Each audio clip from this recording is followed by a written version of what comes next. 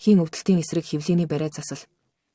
Хүүхдийн гидс нь бүрэн боловсрч гүйцээгүй учраас гөхний сүг эсвэл нэмэлт сүг эзэнд орж ирэхэд бактериуд үүсдэг. Тэд 8 болон 15-7 хоногийн хооронд хүүхдийг зовоож өдөр бүр ямар ч үед эсэрч болно.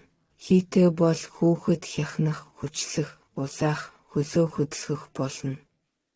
Бүх хөдөлгөөнийг удаан хийж гарыг хевлээд нэгт наалдуулан хийх хэрэгтэй. Хөдөлгөөний чиглэл нь цагийн зүүнний дагуу байх ёстой. Баруун хавирганы доод хэсгийг тойрч эсгийг гэмтээхгүй тулд болгоомжтой хийнэ. Хэрвээ хүүхэд хэтэрхий чанга уйлж байвал массажийг хойшлуулж хүүхдийг гидсээр нь өөртөө наалдуулан тэврхэн дээр.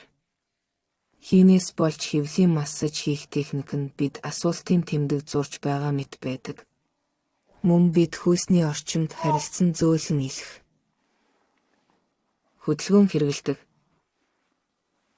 Мөн ийм хөдөлгөөнүүд бари, гой, бари, бари, бари, бари.